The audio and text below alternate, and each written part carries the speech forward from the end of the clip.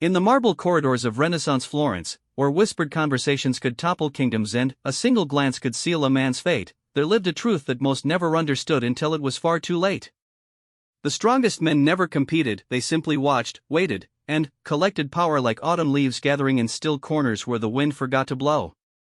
This principle, as eternal as the stones beneath the Arno River, reveals itself not in the clash of swords or the thunder of speeches, but in the quiet moments when lesser men exhaust themselves in futile displays of strength.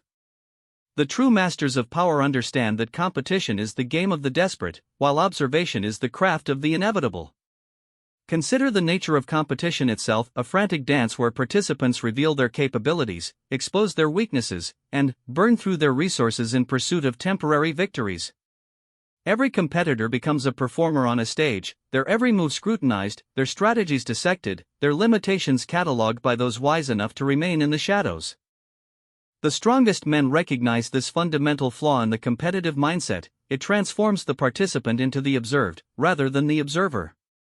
Marcus Aurelius once wrote that the best revenge is not to be like your enemy, but the principle extends beyond revenge into the realm of strategic positioning.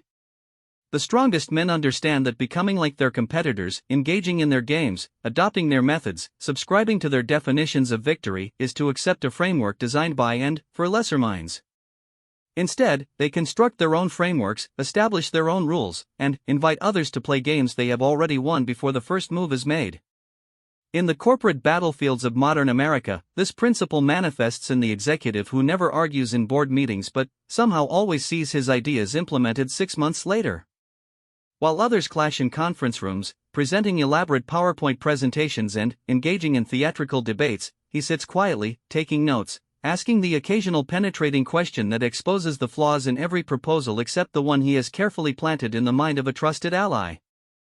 This executive understands that direct competition transforms him into a target.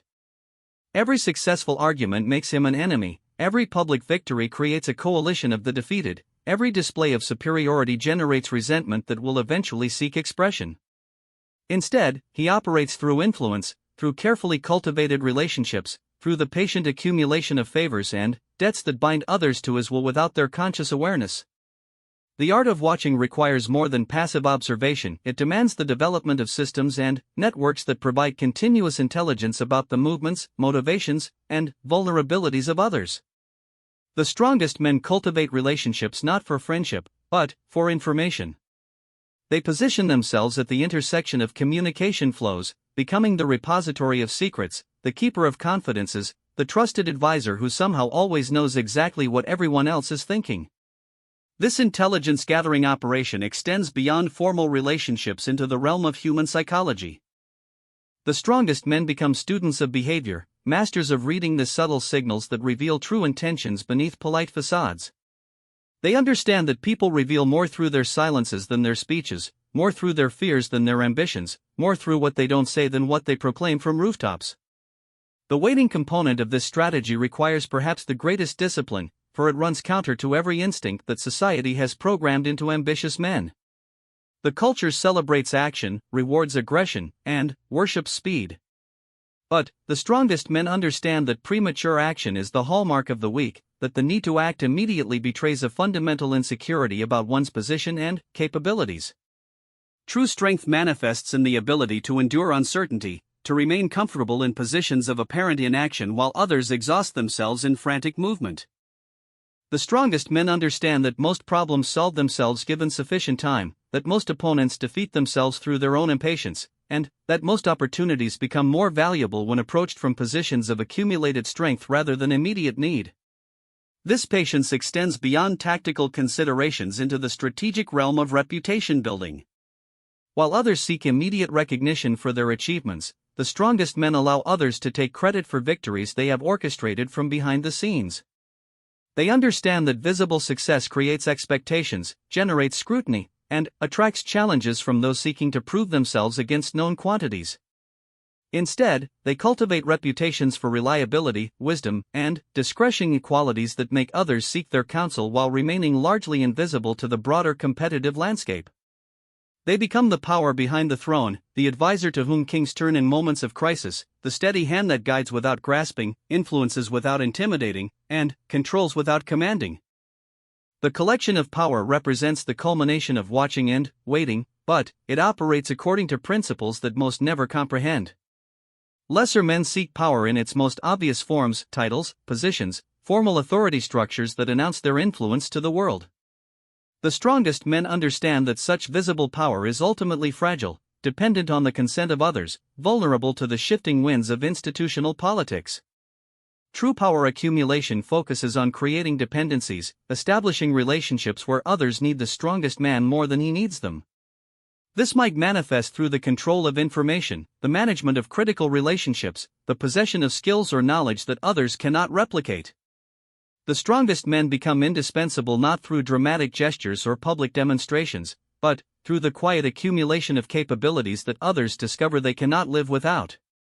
Financial power represents one obvious manifestation of this principle, but the strongest men understand that money is merely a tool for creating more sophisticated forms of dependency. They invest not just in assets, but in relationships, in capabilities, in information networks that generate value beyond simple monetary returns. They understand that true wealth lies not in what they own, but in what they control, influence, and can mobilize when circumstances require. The strongest men also collect power through the strategic management of their own image and reputation. They understand that perception often matters more than reality, that the ability to shape how others see them provides more leverage than actual capabilities. They cultivate mystique, maintain strategic ambiguity about their true resources and intentions, and ensure that others consistently underestimate their reach and overestimate the costs of opposing them. This reputation management extends into the realm of relationships, where the strongest men position themselves as both valuable allies and dangerous enemies without ever having to prove either proposition through direct action. They become known for their loyalty to friends and their patient, inexorable pursuit of those who wrong them. This reputation creates a self-reinforcing cycle where people seek their friendship and avoid their enmity, expanding their influence through the simple operation of enlightened self-interest among others. The strongest men understand that power, like water, flows toward the lowest point of resistance. They position themselves as the path of least resistance for others' ambitions, the facilitator through whom deals get made, relationships get formed, and problems get solved. They become the broker of power rather than its most visible wielder, the architect of outcomes rather than the executor of plans. In the modern political landscape, this principle manifests in the operative who never runs for office but somehow influences every major decision made by those who do. While candidates exhaust themselves in public campaigns, exposing their weaknesses and making promises they cannot keep, the strongest men work behind the scenes, building networks, creating obligations, and positioning themselves as indispensable to the success of others.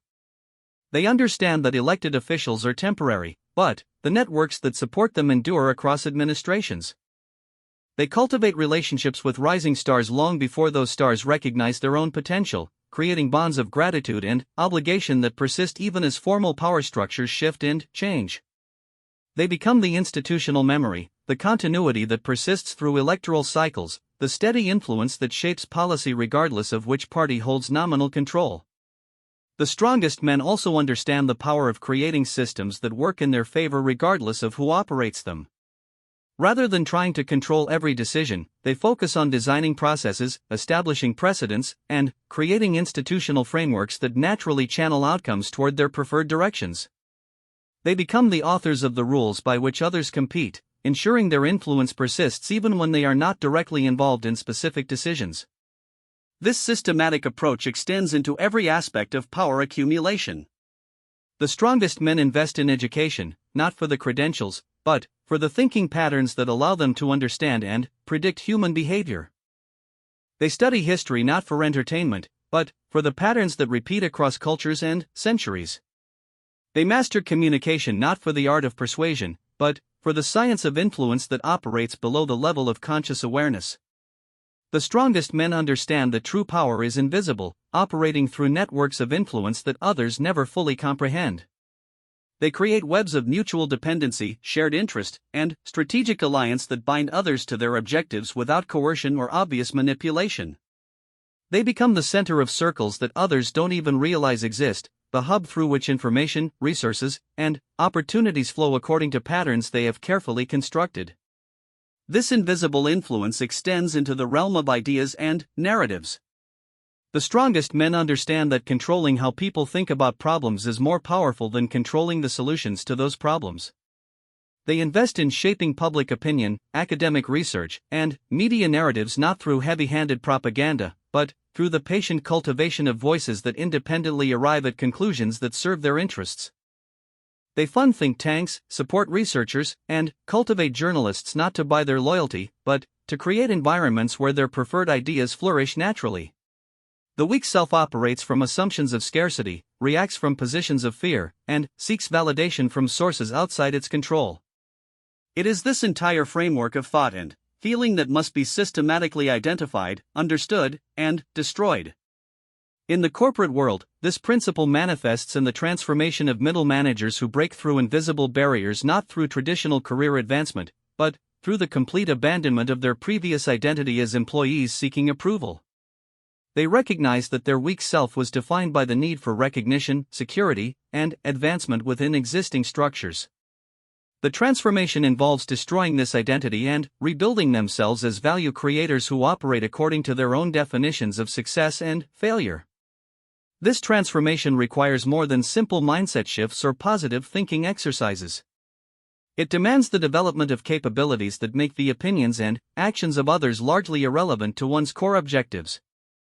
The strongest men understand that true invincibility comes not from building defenses against attack, but from positioning themselves beyond the reach of conventional weapons entirely. The weak self depends on external validation for its sense of worth and direction.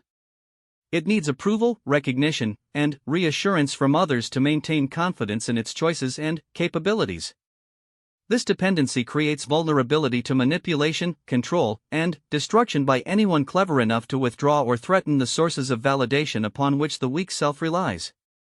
The process of destroying this dependency begins with the systematic identification of every area where external approval influences decision-making. The man seeking transformation must catalog his fears of criticism, his needs for recognition, and his patterns of seeking permission or consensus before taking action. Each of these dependencies represents a potential point of control that others can exploit, a weakness that enemies can target, and a limitation that prevents authentic self-expression.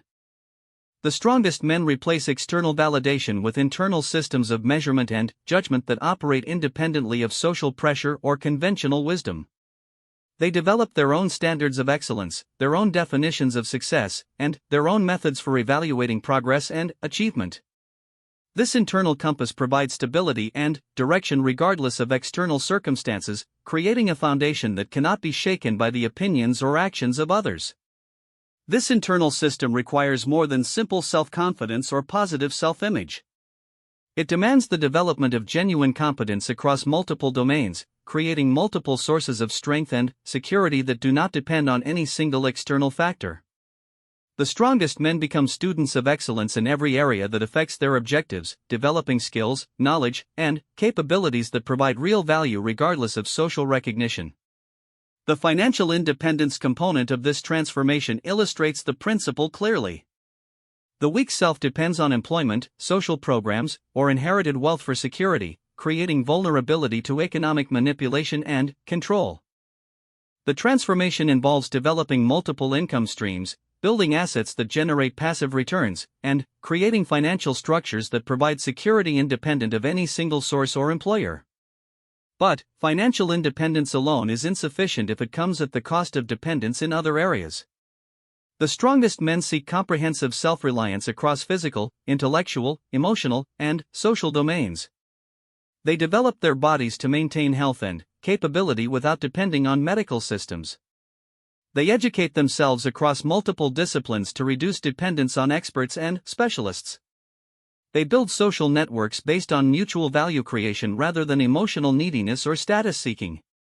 The emotional component of weakness destruction often proves most challenging because it requires abandoning comfortable patterns of thought and feeling that have provided security, even if that security was ultimately illusory. The weak self seeks comfort, avoids conflict, and prioritizes safety over growth. These patterns feel natural and reasonable, making their identification and elimination particularly difficult. The strongest men understand that emotional weakness manifests not in the experience of difficult emotions, but in the inability to function effectively while experiencing them. They do not seek to eliminate fear, anger, sadness, or frustration, but rather to maintain their decision-making capabilities and strategic thinking regardless of their emotional state. This emotional transformation requires deliberate exposure to discomfort, uncertainty, and challenge under controlled circumstances. The strongest men create situations where they must perform while experiencing stress, think clearly while facing criticism, and maintain their objectives while others attempt to manipulate their emotions. They build emotional resilience not through avoidance or suppression, but through repeated exposure and successful navigation of difficult emotional terrain. The social component of weakness destruction involves recognizing how deeply most men are controlled by their need for belonging, acceptance, and social status. The weak self modifies its behavior, opinions, and even core values to maintain its position within social groups that provide identity and security. This flexibility creates predictability that others can exploit and manipulate. The strongest men develop what might be called social independence, the ability to function effectively regardless of their acceptance or rejection by any particular group or individual. They maintain relationships based on mutual value and respect rather than neediness or status considerations. They express their authentic opinions and values regardless of social pressure, creating clarity about their positions that others must accept or reject without compromise. This social independence does not mean isolation or antisocial behavior. Rather, it means engaging with others from a position of strength rather than weakness, offering value rather than seeking validation, and maintaining the freedom to walk away from any relationship that requires them to compromise their core principles or objectives. The intellectual component of weakness destruction involves eliminating dependence on conventional wisdom, expert opinion, and social consensus for forming judgments about important matters. The weak self accepts the opinions of authorities, experts, and majorities without independent verification or analysis. This intellectual dependency creates vulnerability to manipulation through propaganda, false expertise, and manufactured consensus. The strongest men develop independent thinking capabilities across every domain that affects their objectives. They learn to research primary sources, analyze data independently, and form judgments based on evidence rather than authority. They become students of epistemology, the study of how knowledge is acquired and validated, enabling them to distinguish between reliable information and sophisticated manipulation. This intellectual independence requires developing expertise across multiple disciplines rather than relying on narrow specialization. The strongest men understand that true independence requires broad competence that allows them to understand how different systems interact and influence each other. They study history to understand patterns of human behavior, psychology to understand motivation and manipulation, economics to understand how resources flow and accumulate, and strategy to understand how complex objectives can be achieved despite opposition and uncertainty. The physical component of weakness destruction focuses on developing and maintaining capabilities that reduce dependence on others for basic security and functionality. The weak self depends on others for protection, transportation, communication, and even basic survival needs. Each of these dependencies creates potential points of control and manipulation. The strongest men develop physical capabilities that provide security and options regardless of external circumstances. They maintain fitness levels that allow them to function effectively under stress. They learn practical skills that enable them to solve problems independently rather than depending on experts or service providers. They create physical environments and resources that provide security and capability during disruptions or emergencies. This physical independence extends into the realm of health and medical care. The strongest men understand their own bodies, maintain optimal health through lifestyle choices, and develop knowledge about medical treatments and alternatives that reduces their dependence on medical authorities whose interests may not align with their own. The strategic component of weakness destruction involves replacing reactive patterns with proactive systems for achieving objectives. The weak self responds to circumstances created by others, accepts frameworks established by others, and competes according to rules established by others. This reactive stance ensures permanent disadvantage because it requires constant adaptation to circumstances beyond one's control. The strongest men develop strategic thinking that allows them to create circumstances rather than merely respond to them. They establish their own frameworks for measuring success and failure. They design their own games with their own rules and invite others to participate on their terms. They become proactive rather than reactive, creators rather than responders, architects rather than inhabitants of their circumstances. This strategic transformation requires developing long-term thinking patterns that most people cannot maintain. The strongest men learn to sacrifice short-term advantages for long-term positioning. They invest years in building capabilities and relationships that may not provide immediate returns but create permanent advantages over time. The spiritual component of weakness destruction involves developing sources of meaning and purpose that do not depend on external validation or conventional social structures. The weak self derives its sense of purpose from social roles, cultural expectations, and external recognition. When these sources of meaning are threatened or removed, the weak self loses direction and motivation. The strongest men develop internal sources of meaning that provide direction and motivation regardless of external circumstances. This might manifest through personal missions that transcend individual self-interest, through the pursuit of excellence for its own sake, or through the development of capabilities and knowledge that serve purposes larger than immediate personal gain. This spiritual independence does not require religious belief, though it may include it. Rather, it requires developing a personal philosophy that provides guidance for decision-making, priorities for resource allocation, and standards for evaluating success and failure. The strongest men become philosophers of their own lives, creating coherent worldviews that guide their actions regardless of social pressure or conventional expectations. The final component of weakness destruction involves creating systems and structures that protect and reinforce the transformed self against regression or attack. The strongest men understand that transformation is not a single event but an ongoing process that requires maintenance and defense against internal and external pressures to return to previous patterns. They create environmental structures that support their new identity and objectives while making regression difficult or impossible. They eliminate or modify relationships that reinforce weakness patterns while cultivating new relationships that support strength and growth. They design their daily routines, physical environments, and information sources to maintain their transformation rather than undermine it. The strongest men also develop systems for continuous improvement and adaptation that allow them to maintain their advantages despite changing circumstances. They understand that static strength eventually becomes weakness as others adapt and circumstances change. They become students of their own development, constantly identifying new areas for improvement and new capabilities to develop. This systematic approach to self-transformation creates what might be called adaptive invincibility, not a static state of perfection, but a dynamic capability for continuous strength and improvement that makes conventional attacks and manipulations ineffective. The man who has successfully destroyed his weak self becomes essentially uncontrollable by others because he no longer depends on anything they can give or take away. The convergence of strategic non-competition and complete self-transformation creates a form of power that operates beyond the comprehension of ordinary men. When the discipline of watching, waiting, and collecting power meets the invincibility of a man who has destroyed his weak self, the result is a type of influence that appears almost supernatural to those who encounter it.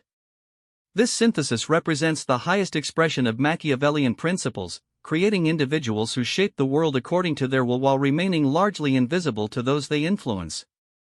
The transformed man who has mastered the art of strategic non-competition operates from a position that can best be described as sovereign independence.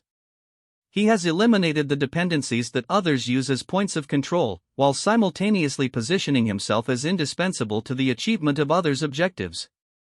This creates an asymmetrical power dynamic where he possesses significant influence over others while remaining essentially immune to their attempts at influence or manipulation. Consider the venture capitalist who has achieved this synthesis of power. Unlike his competitors who aggressively pursue deals, market themselves to entrepreneurs, and compete visibly for the most promising startups, he has positioned himself as the investor that entrepreneurs seek out. His reputation for wisdom, strategic insight, and discretion makes founders consider themselves fortunate to gain his attention, while his financial independence means he can afford to wait for opportunities that meet his exact criteria. This investor has destroyed the weak self that would have driven him to chase deals, prove himself through aggressive competition, or seek validation through public recognition of his success. Instead, he operates according to internal standards that prioritize long-term value creation over short-term wins. His patience allows him to see patterns that others miss, to identify opportunities that others overlook, and to structure deals that create lasting advantages rather than immediate profits. The transformation manifests in every aspect of how he operates. Where others make quick decisions to avoid losing deals, he makes deliberate decisions that create the best possible outcomes. Where others compromise their standards to participate in competitive bidding situations, he maintains his criteria and walks away from opportunities that don't meet his requirements. Where others market themselves aggressively to attract deal flow, he builds relationships and reputation that make quality opportunities come to him naturally. This approach creates a self-reinforcing cycle of power accumulation. The better opportunities lead to better results, which enhance his reputation, which attract even better opportunities. The discipline of non-competition allows him to avoid the mistakes that others make when they feel pressured to act quickly or compromise their standards. The transformation of his weak self ensures that he doesn't sabotage his success through emotional reactions, ego-driven decisions, or the need for external validation. The political operative who has achieved this synthesis operates with a similar dynamic, but in the realm of political influence rather than financial investment. Unlike the majority of political actors who compete visibly for attention, access, and influence, she has positioned herself as an indispensable advisor who operates behind the scenes. Her value lies not in her public profile, but in her ability to understand complex political dynamics, predict outcomes, and design strategies that achieve objectives while avoiding the pitfalls that destroy less skilled operators. This operative has destroyed the weak self that would have driven her to seek public recognition, media attention, or formal positions that would make her a target for opponents. Instead, she has cultivated relationships across party lines, maintained a reputation for discretion and reliability, and developed expertise that makes her advice genuinely valuable to those in positions of formal power. Her approach to power accumulation operates through the creation of what might be called political debt, the accumulation of favors, successful predictions, and strategic insights that create bonds of obligation and gratitude among those she advises. Unlike financial debt, political debt cannot be easily quantified or discharged, making it a particularly durable form of power that compounds over time. The strategic patience component of her approach manifests in her willingness to support candidates and causes based on long-term potential rather than immediate prospects. While others abandon political figures who face temporary setbacks, she maintains relationships with those she believes will eventually achieve significant power. When these individuals succeed, they remember who supported them during difficult periods, creating loyalty that extends far beyond transactional relationships. The educational entrepreneur who has mastered this synthesis demonstrates how these principles apply in the realm of knowledge and human development. Rather than competing in traditional educational markets or seeking to disrupt existing institutions through direct confrontation, she has created entirely new frameworks for learning and development that bypass traditional competitive dynamics altogether. This entrepreneur has recognized that conventional education operates according to industrial age assumptions about knowledge transfer, standardization, and institutional authority that no longer serve the needs of people seeking to thrive in rapidly changing environments.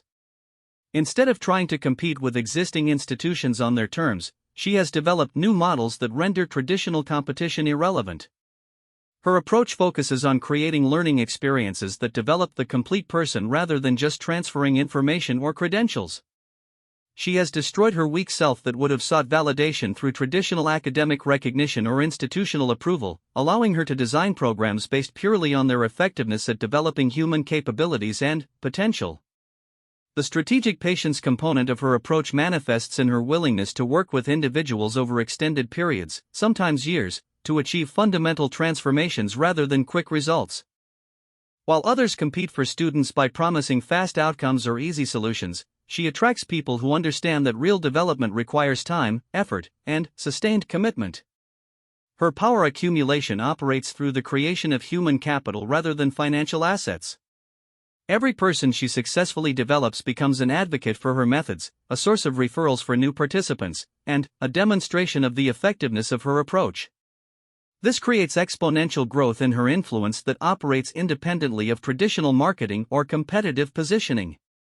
The synthesis of strategic non-competition and self-transformation also manifests in smaller-scale applications that demonstrate the universal nature of these principles. The small business owner who has achieved this synthesis operates according to entirely different dynamics than his competitors who engage in price competition, aggressive marketing, and constant struggle for market share. This business owner has identified a specific type of problem that he solves better than anyone else, developed systems and capabilities that make his solutions uniquely valuable, and positioned himself as the obvious choice for customers who face this particular type of challenge. Rather than competing broadly across his entire industry, he has created a specialized niche where competition becomes irrelevant because no one else offers equivalent value. His transformation has eliminated the emotional patterns that drive most small business owners to make poor decisions. He doesn't undercut his prices to win business from competitors because he doesn't need validation through market share or revenue growth. He doesn't overextend himself by accepting projects outside his expertise because he doesn't need external approval of his capabilities. He doesn't compromise his standards to please difficult customers because he doesn't depend on any single relationship for his security or success. The strategic patience component allows him to build relationships and reputation over time rather than seeking immediate results through aggressive tactics. He invests in developing capabilities and systems that create lasting advantages rather than pursuing short-term opportunities that distract from his core objectives. He maintains quality standards that ensure every project enhances his reputation and creates referrals for future business. The academic who has mastered this synthesis operates in an environment where most colleagues compete desperately for publications, grants, recognition, and tenure. Rather than engaging in this competition directly, he has positioned himself as a synthesizer and translator who makes complex research accessible and applicable to practical problems. His approach focuses on identifying emerging patterns across multiple disciplines, connecting insights that others treat as separate domains, and developing frameworks that help practitioners apply academic research to real-world challenges. This positioning makes him valuable to both academic colleagues who benefit from his ability to connect their work to broader contexts and practitioners who need sophisticated insights presented in accessible forms. The transformation component has eliminated his need for traditional academic validation through peer review, citations, and institutional recognition. While he maintains professional relationships and meets institutional requirements, his primary motivation comes from the intrinsic satisfaction of discovery and understanding rather than external measures of success. His strategic patience manifests in his willingness to pursue research questions that may take years or decades to fully develop. While others chase topics that promise quick publication or immediate recognition, he invests in developing deep understanding of complex phenomena that most academics avoid because they are too difficult or uncertain to provide reliable career advancement. The synthesis also creates what might be called meta-competitive advantages, benefits that operate at a level above direct competition and make conventional competitive tactics ineffective. The man who has achieved this synthesis doesn't just win competitions, he transcends them by operating according to entirely different principles and objectives. These meta-competitive advantages include the ability to see opportunities that others miss because they are focused on conventional competitive dynamics. They include the patience to wait for optimal timing rather than accepting suboptimal opportunities because of competitive pressure. They include the emotional stability to make decisions based on strategic considerations rather than reactive patterns triggered by competitive anxiety. Perhaps most importantly, they include the capability to create value in ways that don't depend on defeating others or taking resources away from competitors. The strongest men understand that the highest forms of power creation involve expanding the total value available rather than fighting over fixed resources. They become value creators rather than value extractors, building rather than destroying, creating abundance rather than managing scarcity. The long-term trajectory of men who have mastered this synthesis tends toward what might be called effortless dominance, influence that operates so naturally and effectively that it appears almost automatic to outside observers. Their positioning becomes so strong, their capabilities so developed, and their reputation so established that opportunities and resources flow toward them without conscious effort or visible struggle. This effortless dominance does not mean that they become passive or inactive. Rather, it means that their activities become more strategic, more selective, and more powerful in their impact. They learn to achieve greater results with less effort, to influence larger outcomes through smaller actions, and to create lasting change through precise interventions rather than sustained struggle. The strongest men eventually transcend even the need for conscious strategy in many areas of their lives. Their developed instincts, accumulated wisdom, and refined capabilities allow them to respond appropriately to most situations without deliberate analysis or planning. They become like master craftsmen who have internalized their skills so completely that excellence becomes natural expression rather than conscious effort. This transcendence represents the ultimate synthesis of the two principles: the man who no longer needs to compete because competition has become irrelevant to his objectives, and who can never be destroyed by others because he has already destroyed every aspect of himself that could serve as a point of control or manipulation. He achieves what Machiavelli understood as the highest form of power, the ability to shape the world according to his will while remaining fundamentally free from the influence and control of others. The modern application of these principles extends far beyond individual achievement into the realm of legacy and lasting impact. The strongest men understand that the ultimate expression of power lies not in what they can achieve during their lifetimes, but in the systems, ideas, and influence they create that continue operating long after their direct involvement ends. They become architects of lasting change rather than temporary winners in competitive games. They establish principles, create institutions, and develop other people who carry forward their vision and values across generations. They achieve a form of immortality through influence that transcends the limitations of biological existence and continues shaping the world long after their physical presence has ended. This represents the final synthesis: power that has transcended not only competition and personal weakness, but even the limitations of individual existence. The strongest men create legacies that embody their principles and extend their influence across time, ensuring that their understanding of power continues shaping the world according to patterns they establish through their mastery of strategic patience and complete self-transformation.